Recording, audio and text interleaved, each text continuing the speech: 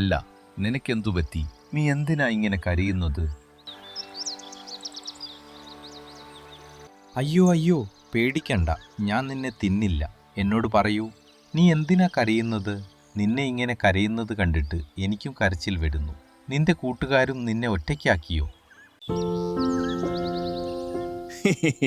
നോക്കൂ ഈ മണ്ടനെ, എപ്പോ മുതൽ മീൻ പിടിക്കാൻ നിൽക്കുകയാണ്.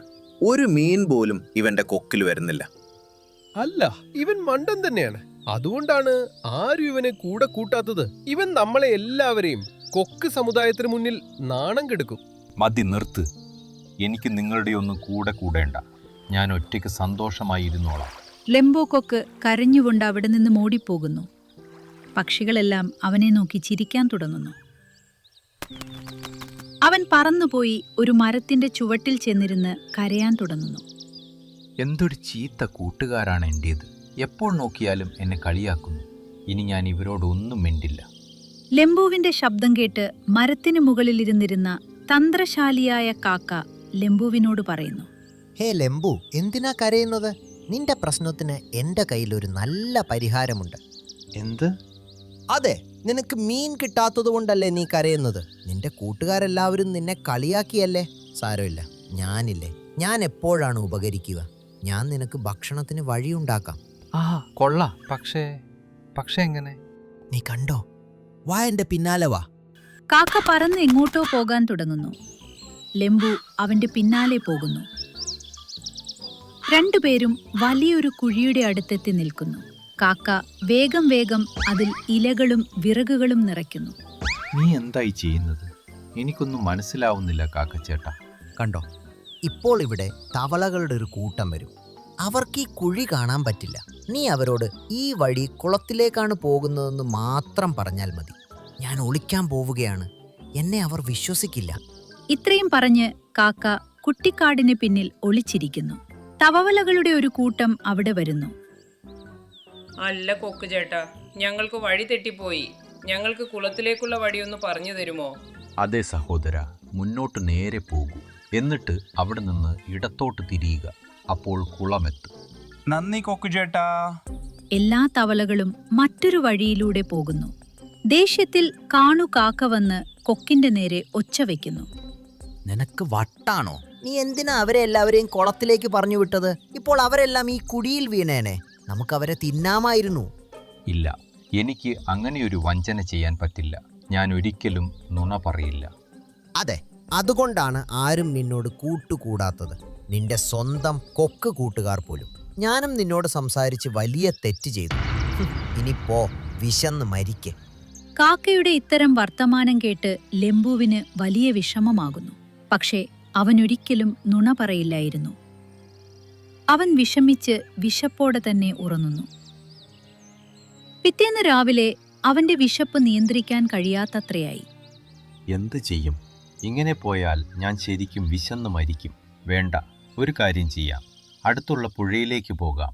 അവിടെ കുറച്ച് ധാന്യച്ചെടികളുണ്ട്, അത് കഴിക്കാം. ലെംബു വേഗത്തിൽ പറന്ന് പുഴയുടെ അടുത്തെത്തുന്നു.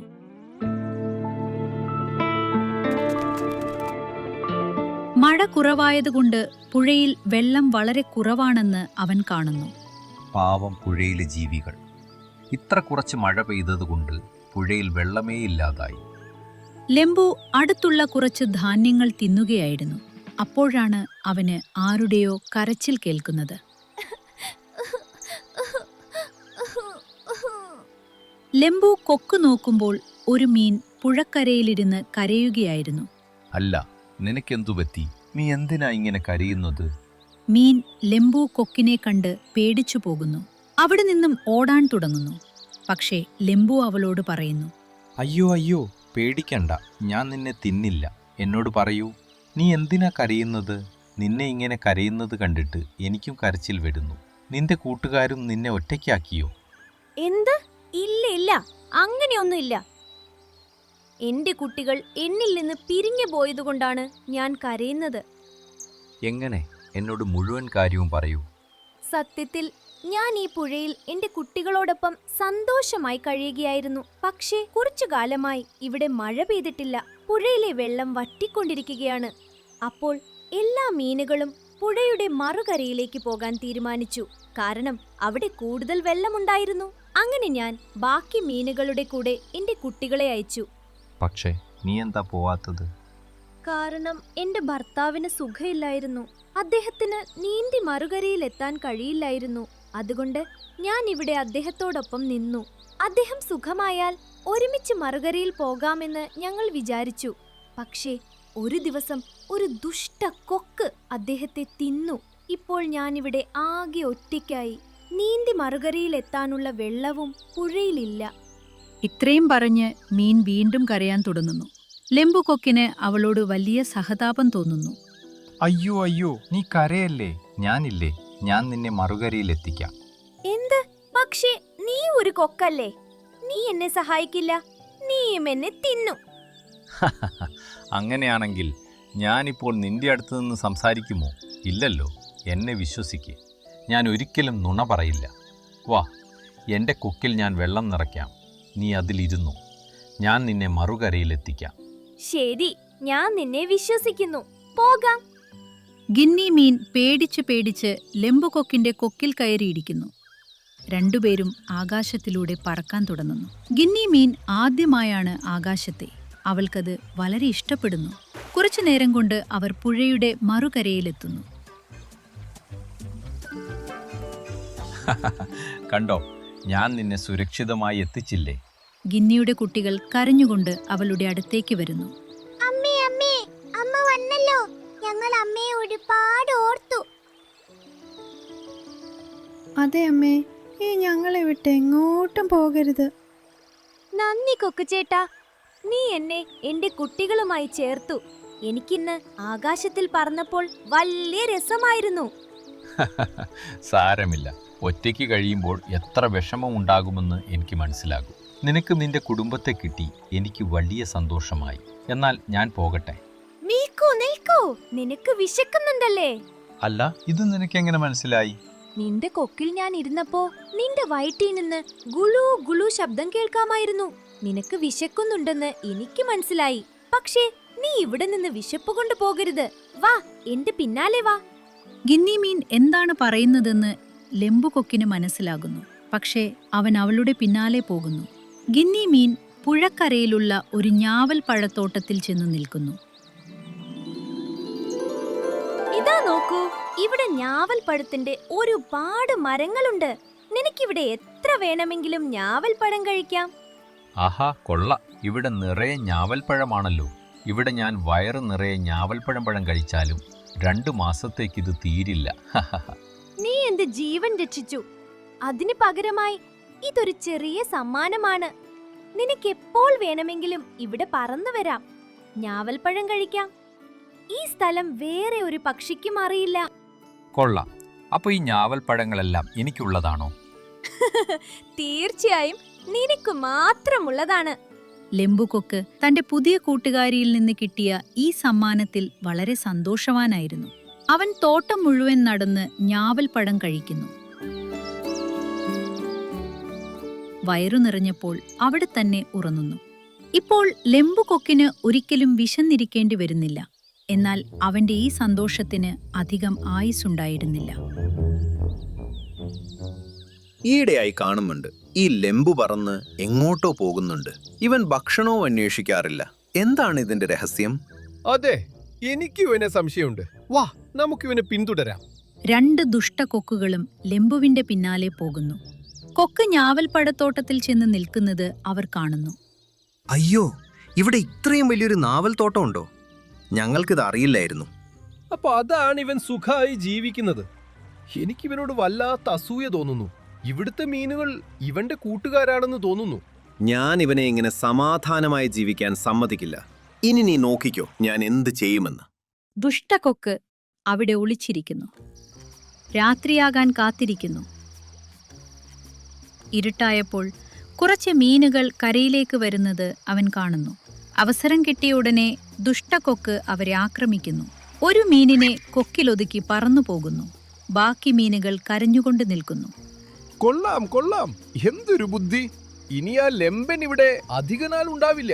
ദുഷ്ടകൊക്കുകൾ ചേർന്ന് ഓരോ രാത്രിയും ഓരോ മീനിനെ കാണാതാക്കാൻ തുടങ്ങുന്നു. ഒരു ദിവസം അവർ തന്നെ തങ്ങളുടെ തലവൻ കൊക്കിന്റെ അടുത്തേക്ക് പോകുന്നു. തലവ, അങ്ങേക്കറിയില്ല ലെമ്പുകൊക്ക് എത്ര വലിയ ചതിയാണ് ചെയ്യുന്നതെന്ന്. എന്താണ് നീ പറയാൻ ഉദ്ദേശിക്കുന്നത്? അല്ല തലവ, ലെമ്പു ഒരു സ്ഥലം കണ്ടുപിടിച്ചിട്ടുണ്ട്.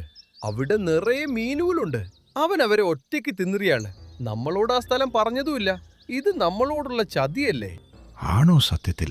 അങ്ങനെയാണെങ്കിൽ ലെമ്പുവിന് ശിക്ഷ കിട്ടും. അവനെ കാട്ടിൽ നിന്ന് പുറത്താക്കുകയും ചെയ്യും. അതെ, വരൂ, ഞങ്ങൾ അങ്ങേ അവന്റെ പുതിയ സ്ഥലത്തേക്ക് കൊണ്ടുപോകാം. ലെമ്പുവിനെ കുടുക്കിയതിൽ 2 ദുഷ്ടക്കൊക്കുകളും വലിയ സന്തോഷത്തിലായിരുന്നു. അവർ മീനുകളെ തിന്നുകൊണ്ടിരുന്ന അതേ സ്ഥലത്തേക്ക് തങ്ങളുടെ തലവനെയും കൊണ്ടുപോകുന്നു. അയ്യോ, അതാ നോക്കൂ, എത്രയോ കൊക്കുകളാണ് വരുന്നത്. അവർ നമ്മളെ തിന്നുകളയും. ഇനി നമ്മൾ ഇവിടെയും സുരക്ഷിതരല്ല. നിൽക്കൂ, ഇവിടെ നിന്ന് ഓടരുത്. ഞങ്ങൾ നിങ്ങളെ തിന്നാൻ വന്നതല്ല. ഞങ്ങളൊരു ചതിയൻ കൊക്കിന് ശിക്ഷ കൊടുക്കാൻ വന്നതാണ്. ലെമ്പു ഇവിടെയുണ്ടോ? എന്ത്, ലെമ്പു കൊക്കോ? അതെ, അവൻ ഇവിടെ ഉണ്ടാകും. പക്ഷേ അവൻ എന്ത് ചതിയാണ് ചെയ്തത്? അവൻ വളരെ സത്യസന്ധനാണല്ലോ. ഇല്ല, അവൻ ഞങ്ങളെ ചതിച്ചു.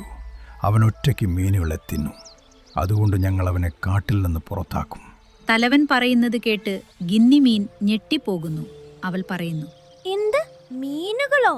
ഇല്ല, ലെമ്പു ഒരു മീനിനെയും തിന്നിട്ടില്ല. അല്ല, അവൻ ഞങ്ങളുടെ കൂട്ടുകാരനാണ്. അവൻ ദിവസം മുഴുവൻ ഞാവൽ പഴമാണ് കഴിക്കുന്നത്.